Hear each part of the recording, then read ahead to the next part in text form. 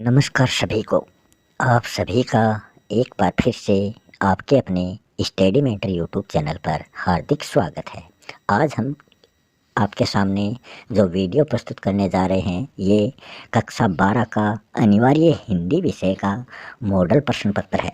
इसमें हम आपको बताने वाले हैं कि किस प्रकार का आपका पेपर जो है मेन एग्ज़ाम का वो आने वाला है। वो ब्लूप्रिंट मतलब प्रश्न पत्र की रूपरेखा आज आपको समझाएंगे और जो मॉडल प्रश्न पत्र है वो भी आपको बताएंगे। इसी प्रकार का प्रश्न पत्र आपको आपके जो बोर्ड एग्ज़ाम है उसमें देखने को मिलेगा। अनिवार्य हिंदी में आपके दो पुस्तक आती हैं, एक तो आरोह आती है और एक पुस्तक का नाम है वितान। इन दोनों पुस्तकों से संबंधित क्वेश्चन इस पेपर में आपसे पूछे जाएंगे। तो ये पेपर जो है आपका समय दे रखा है 3 घंटे 15 मिनट का होगा और पूर्णांक दे रखा है 80 अंक का होगा। इसमें आपको ज्ञान उद्देश्य से संबंधित 15 अंकों के क्वेश्चन पूछे जाएंगे। अवबोध से संबंधित 27 अंक के क्वेश्चन आपसे पूछे जाने हैं। अभिव्यक्ति या फिर ज्ञान उपयोग के 25 अंक के प्रश्न आपसे पूछे जाएंगे और आपकी मौलिकता और कौशल कैसा है उससे संबंधित आपसे 13 अंक के क्वेश्चन पूछे जाएंगे। इस प्रकार 80 अंक के क्वेश्चन आपसे इस प्रश्न पत्र में पूछे जाने हैं। प्रश्नों के प्रकार और उनका अंक भार यहाँ दिया गया है कि जो वस्तुनिष्ठ प्रश्न है फिल इन द ब्लैंक्स वाले हैं वो आपसे 12+6 मतलब 18 क्वेश्चन पूछे जाएंगे और प्रत्येक क्वेश्चन 1 अंक का होगा। फिर आपके छोटे क्वेश्चन आंसर हैं 1 लाइनर 2 लाइनर वाले, वो आपसे 11 क्वेश्चन पूछे जाएंगे, वो भी प्रत्येक 1 अंक का होगा। इसका मतलब 18 अंक फिल इन द ब्लैंक्स और ऑप्शन वाले, 11 अंक छोटे क्वेश्चन वाले। फिर 30 40 या 50 शब्दों में जो क्वेश्चन होगा वो 7 क्वेश्चन पूछे जाएंगे, प्रत्येक 2 अंक का होगा, मतलब 14 अंक के क्वेश्चन आएंगे। फिर उससे दीर्घ उत्तर वाले 50-60-70 शब्दों वाले क्वेश्चन आएंगे, वो 4 क्वेश्चन आपसे पूछे जाएंगे और ये उनका अंक भार रहेगा 6 4 6 मतलब 16 अंक के क्वेश्चन आएंगे। 4 क्वेश्चन आएंगे 16 अंक के। फिर निबंधात्मक जो क्वेश्चन है वो आपसे 4 पूछे जाएंगे, एक 5 अंक का होगा, 2 6 अंक के होंगे, एक 4 अंक का होगा। इस प्रकार 21 अंक के ये क्वेश्चन आएंगे। टोटल 80 अंक का ये प्रश्न पत्र होगा। आगे हम बात करें तो इसमें विकल्प योजना आंतरिक होगी, मतलब आपको अथवा वाले क्वेश्चन मिलेंगे, उनमें से एक क्वेश्चन का आपको चयन करना है और उसका आंसर देना है। जो क्वेश्चन आपको आए उसका आंसर आपको अति सुंदर लेख में देना है। फिर है अपठित गद्यांश से संबंधित 2 क्वेश्चन आएंगे 12 अंक के। निबंधात्मक क्वेश्चन 1 निबंध आएगा 5 अंक, पत्र योजना 4 अंक, व्यवहारिक व्याकरण 8 अंकों की, अभिव्यक्ति और माध्यम 7 अंक का, आरोह जो पुस्तक है इससे 32 अंक के क्वेश्चन आएंगे और वित्तान से 12 अंक के। इस प्रकार 80 अंक हो जाएंगे। ये आपके क्वेश्चन पेपर का ब्लूप्रिंट रहने वाला है। इसमें सब कुछ यहाँ पर दिया गया है। आप ये देखकर इस क्वेश्चन पेपर का अंदाज़ा लगा सकते हैं। कोष्टक के बाहर ये नोट लिखा है, कोष्टक के बाहर की संख्या अंकों की है और कोष्टक के भीतर जो है वो प्रश्नों की संख्या है। मतलब इसमें 1 और 2 है तो कोष्टक के बाहर की संख्या अंकों की मतलब 2 अंक और कोष्टक के अंदर एक मतलब एक क्वेश्चन। इस प्रकार का आपका जो मेन प्रश्न पत्र आएगा उसमें सबसे पहले सामान्य निर्देश होंगे, वो निर्देश पढ़ें और फिर इस क्वेश्चन पेपर को सॉल्व करें। सबसे पहले अपठित गद्यांश आएगा, अपठित गद्यांश को ध्यान से पढ़ें। इसी गद्यांश से संबंधित नीचे क्वेश्चन आपसे पूछे जाएंगे। तो ये बहुत ही आसान है। इसमें साधारण से क्वेश्चन आते हैं। पुस्तकालय की सबसे बड़ी उपयोगिता क्या होती है, तो ये ज्ञान में वृद्धि करता है। सबसे आसान है, पढ़ने की जरूरत इसमें नहीं है, मतलब ज्ञान वृद्धि ये करता है, यहाँ दे रखा है। तो आप बगैर गद्यांश के पढ़े भी इनका आंसर दे सकते हैं। इसी प्रकार के नीचे वाले क्वेश्चन भी आप आसानी से उनका आंसर दे सकते हैं। मनुष्य के लिए पुस्तकालय का योगदान नहीं है पूछा है, मतलब ये क्या नहीं करते, तो ये इसमें उपदेश और मनोरंजन के रूप में या फिर अवकाश के क्षणों में सच्चा साथ देने में उपयोगी हैं, ये तो बिल्कुल सही है। अमानवीय बुराइयों को उभारने में भी ये काम आ रहे हैं या नहीं आ रहे हैं, पढ़ने की रुचि इससे उत्पन्न होती है या नहीं होती है, तो ये आप ये पढ़ोगे गद्यांश तब आसानी से ये समझ में आ जाएगा। कौन से छात्र अपना अधिकांश समय पुस्तकालय में बिताते हैं, तो ये समय का दुरुपयोग करने वाले तो होते ही नहीं हैं, समय का सदुपयोग करने वाले भी होते हैं। खेलों में दक्षता के अभिलाषी, ये इससे कोई संबंध नहीं है। उच्च कक्षा में विशिष्ट योग्यता के इच्छुक, ये इसका राइट आंसर हो सकता है। तो ये आप पढ़ोगे तो इन दो में आपको एक आंसर मिल जाएगा। पुस्तकालय में पुस्तक प्लस आलय 2 शब्दों से ये मिलके बना है, तो इसमें आपको संधि बतानी है। तो संधि में क्या होता है, पहले शब्द का अंतिम वर्ण, तो इसमें अंतिम वर्ण क है, तो क में क और ए है। आगे धन, दूसरे शब्द का पहला वर्ण इसमें आ है। तब आप देखोगे पहले भी ए, आगे भी आ, तो ये भी स्वर है, ये भी स्वर है, तो इसमें व्यंजन संधि का कहीं है ही नहीं, विसर्ग संधि है नहीं, क्योंकि विसर्ग संधि में पहले शब्द के अंतिम वर्ण के आगे विसर्ग आता है, तो विसर्ग इसमें है नहीं, तो ये 2 ऑप्शन तो कट हो गए। अब हम देखें ए और आ मिलकर हमेशा आ बनता है, तो आ बनता है दीर्घ स्वर संधि में। तो ये स्वर संधि है। स्वर संधि 5 प्रकार की होती है, वो सब कुछ आपको संधि के वीडियो में बताया गया है, तो आप प्लेलिस्ट में जाकर वो संधि वाला वीडियो देखें और इस संधि को आसानी से समझें। फिर गद्यांश का शीर्षक पूछा है, तो वो पुस्तकालय का महत्व हो जाएगा। अवकाश के समय हमारा सच्चा साथी कौन है, ये इसमें बताया गया है, पुस्तकालय है। आगे आएगा एक अपठित पद्यांश। इस पद्यांश को भी आपको पढ़ना है और नीचे जो क्वेश्चन पूछे गए उनके आंसर देना है। तो इसमें पूछा गया है कि ये किस महापुरुष के भावों का इसमें उल्लेख है, तो प्रार्थना सभा का नाम याद आते ही हमें महात्मा गांधी की याद आती है। फिर इसमें ये बातें कही गई हैं, तो आपको बताना है कि अंतिम 3 पंक्तियों में कवि क्या कहना चाहता है, तो ये आप पढ़ोगे तब आपको पता चल जाएगा। वो मानवता के रक्षक, हर जन्म में मानवता की सेवा वो करना चाहते हैं। फिर है सुनसान का गला घोंटा है। इसका तात्पर्य क्या है कि शून्य मानव मन में आशा की उमंगें उसने भर दी है। फिर है किसी रचना को लिखने में कई शैलियाँ होती है, शैली के अनुसार उपयुक्त गद्यांश की लेखन शैली आपको बताना है, तो ये आत्मकथा शैली में ये लिखा गया है। इस उपयुक्त पद्यांश का जो शीर्षक है वो इसमें क्या है, तो मानवता के मसीहा महात्मा गांधी इसका उचित शीर्षक हो जाता है। अनलंग्य शब्द का विपरीतार्थक, इसमें अन उपसर्ग लगने पर यह विलोम शब्द हो गया है, तो लंग्य इसका विपरीतार्थ बन जाएगा। फिर नीचे रिक्त स्थान से संबंधित क्वेश्चन है। आगे क्वेश्चन है, रिक्त स्थान में हिंदी भाषा के परिवार में लगभग कितनी बोलियां शामिल हैं, तो ये कितनी करोड़ बोलियां शामिल हैं, इसका एक वीडियो अपने यूट्यूब चैनल पर उपलब्ध है। अंग्रेजी भाषा की लिपि रोमन है, ये सब कुछ इसमें दिया गया है। प्रातःकालीन भ्रमण स्वास्थ्य के लिए उपयोगी है। वाक्य में कौन सी शब्द शक्ति है, ये भी आपको शब्द शक्ति टॉपिक में मिल जाएगा। जहाँ विशेष प्रयोजन से प्रेरित होकर शब्द का प्रयोग लक्ष्यार्थ के लिए किया जाता है, तो वहाँ लक्षणा शब्द शक्ति, कौन सी लक्षणा वहाँ मानी जाती है, तो ये आप शब्द शक्ति वाला छोटा सा वीडियो है वो देखो, और उसमें आपको अच्छे अच्छे नियम बताए गए हैं जिससे आप शब्द शक्ति को आसानी से पहचान सकते हैं। माया दीपक नर पतंग भ्रमी भ्रमी इवे पढ़ंत, काव्य पंक्ति में अलंकार बताना है, तो अलंकार टॉपिक में आपको इससे संबंधित बहुत से महत्वपूर्ण बातें आपको पता चलेगी।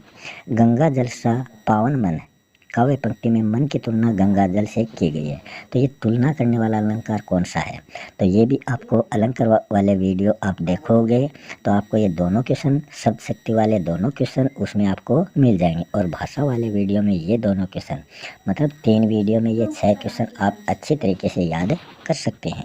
फिर आगे है पारिभाषिक शब्दों का अर्थ बताना, परिसंग, फिर फीचर का प्रारंभ कैसा होता है।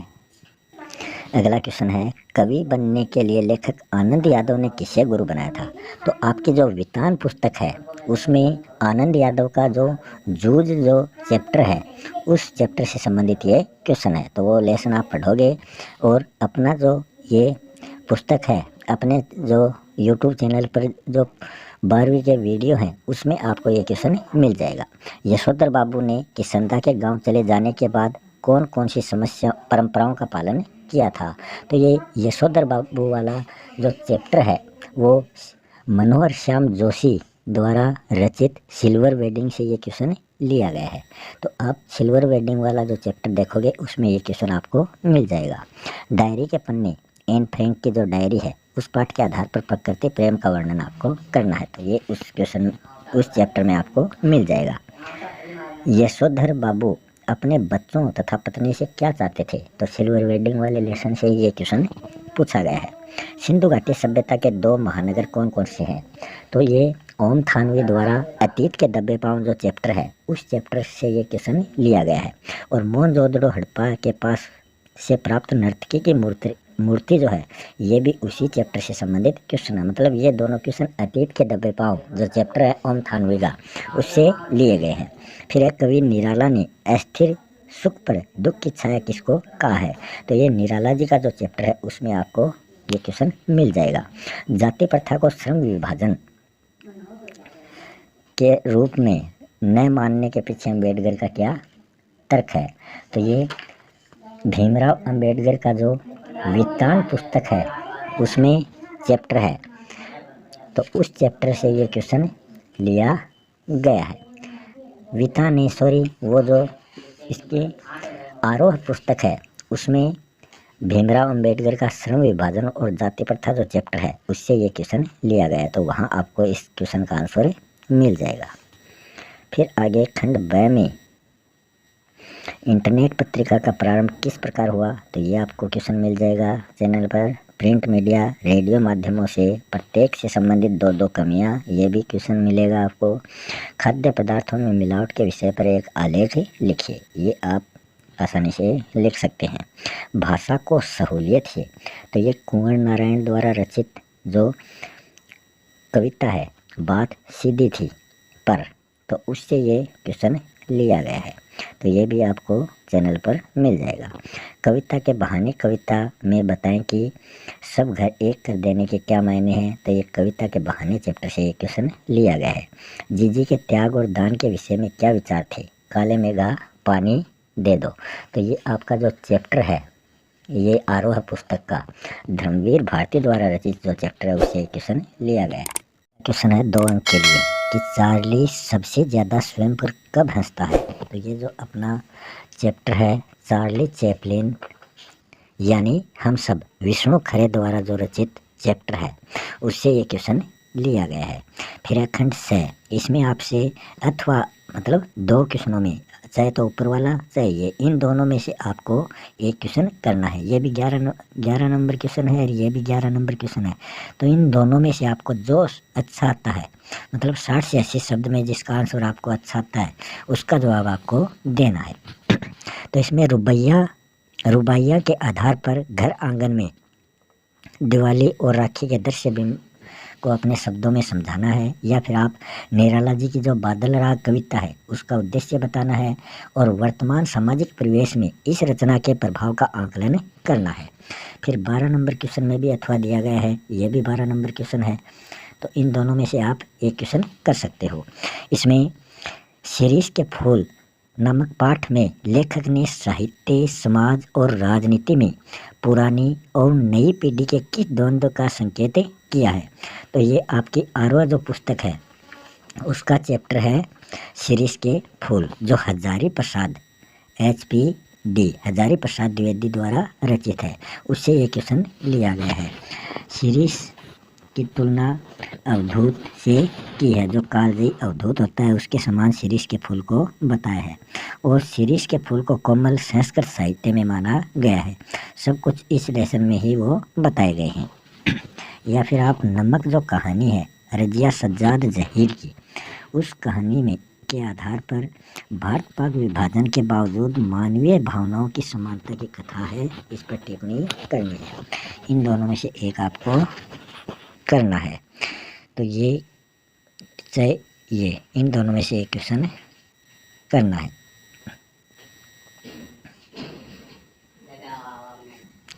थर्टी नंबर क्वेश्चन में है ये भी 13 नंबर क्वेश्चन है। चाहे तो एक कवि का परिचय आ जाओ या फिर एक लेखक का परिचय आ जाओ, इन दोनों में से आपको एक क्वेश्चन करना है। तो इसमें निराला जी का या फिर विष्णु खरे का, इन दोनों में से एक लेखक के बारे में आपको बताना है। क्वेश्चन नंबर 14 में भी ऑप्शन है, ये भी 14 का है, ऊपर वाला भी 14 का है। यशोधर बाबू की पत्नी उनकी अपेक्षा अधिक प्रगतिशील है, उदाहरण सहित स्पष्ट कीजिए। तो सिल्वर वेडिंग जो चैप्टर है मनोहर श्याम जोशी का, उससे ये क्वेश्चन लिया गया है। या फिर आनंद यादव की जो जूझ कहानी है उससे संबंधित जो चैप्टर है उससे ये क्वेश्चन लिया गया है। लेखक आनंद यादव संघर्ष करके जीवन को ऊंचा बनाता है। आप इससे कहाँ तक सहमत हैं, प्रमाण सहित सिद्ध कीजिए। फिर आता है खंड द। खंड द में पद्यांश की सप्रसंग व्याख्या पूछी गई है। तो यहाँ हम देखें, प्रभु प्रलाप सुनी कान विकल भय बानर निकर, आई गौवे हनुमान जी में करुणा मह वीर रस। कि प्रभु श्री राम के विलाप को सुनकर सभी जो वानरगण हैं वो अपना धैर्य खोते जा रहे थे। उसी समय अचानक क्या होता है, हनुमान जी लक्ष्मण के लिए संजीवनी बूटी लेकर आ जाते हैं। तो ऐसा लगता है जैसे करुणा में वीर रस यहाँ पैदा हो रहा हो। हर्षि राम भटेऊ हनुमाना, अति कृतज्ञ प्रभु परम सुजाना, तुरत वेद तब किन्हीं उपाय, उठी बैठे लक्ष्मण हर्षाई। राम बहुत ही खुश हो गए और हनुमान जी से वो मिलते हैं कि हनुमान जी संजीवनी बूटी लेकर आ गए थे और उनके प्रति अपना कृतज्ञ प्रकट किया। उन्होंने कहा कि मैं आपका आभारी रहूँगा जो आपने संजीवनी बूटी लाकर लक्ष्मण को जीवनदान दिया है। जो वैद्य है उसने तुरंत अपना उपचार शुरू किया और लक्ष्मण उपचार के तुरंत बाद ठीक हो जाते हैं और उठकर बैठ जाते हैं और हर्षित होते हैं। राम उन्हें क्या करते हैं, अपने हृदय से लगा लेते हैं। हृदय लाई प्रभु भटेऊ भ्राता, हर्षे सकल भालू कपि बराता, कपि मुनि वेद तहाँ पहुँचावा, जे ही विधि तभी ताही लई आवा। कि जैसे ही लक्ष्मण मूर्छित होने के बाद में स्वस्थ होते हैं संजीवनी बूटी से, तो क्या होता है, राम खुश होकर उनको अपने गले से लगा लेते हैं और सभी जो भालू हैं वानरगण हैं वो सभी खुश होकर नाचने लगते हैं। और हनुमान जी क्या करते हैं, जो वैद्य था, जो संजीवनी बूटी से जिन्होंने उपचार किया था, हनुमान जी उस वैद्य को मतलब उस डॉक्टर को उस निश्चित स्थान पर छोड़ने चले जाते हैं जहाँ से वे उसको लेकर आए थे। तो ये सब कुछ इसमें बताया गया है। तो ये सोरठा है जो आपके तुलसीदास द्वारा रचित जो आपके पाठ्य पुस्तक का चैप्टर है उससे ये व्याख्या ली गई है। तो वो सब कुछ आपको बताना है कि सबसे पहले तो प्रसंग, फिर व्याख्या, भावार्थ, फिर विशेष, वो सब कुछ आपको बताना है। या फिर दूसरी ये व्याख्या कर सकते हो, तो इन दोनों में से आप एक व्याख्या का चयन कर सकते हो और उसे कर सकते हो। फिर एक गद्यांश भी आता है आपकी पाठ्य पुस्तक से, तो आप देखोगे ऊपर वाला गद्यांश जो है ये तो जो महादेवी वर्मा का चैप्टर है भक्तिन उससे लिया गया है, और नीचे वाला जो गद्यांश है ये आपकी पुस्तक चार्ली चैपलिन यानी हम सब जो पाठ है विष्णु खरे द्वारा, ये आरोह से दोनों व्याख्या ये ली गई हैं। तो इनमें से एक व्याख्या आपको करनी है। फिर आगे है 17 नंबर क्वेश्चन। सचिव माध्यमिक शिक्षा बोर्ड राजस्थान अजमेर की ओर से उच्च माध्यमिक परीक्षा 2023 की पूरक परीक्षाओं की तिथियों की सूचना है। तो एक विज्ञप्ति आपको लिखनी है। तो विज्ञप्ति कैसे लिखी जाती है वो आपको बताना है। या फिर अथवा 17 नंबर का ये क्वेश्चन है नीचे वाला, अपने विद्यालय के लिए खेल कूद सामग्री क्रय करने है तो एक निविदा तैयार कीजिए। तो इन दोनों में से आपको एक का चयन करना है। अंतिम क्वेश्चन आपके क्वेश्चन पेपर का वो होगा निबंध से संबंधित जो 5 अंकों का होगा और सीमा रहेगी 300 शब्द, मतलब कम से कम 3 पेज आपको कम से कम करने हैं।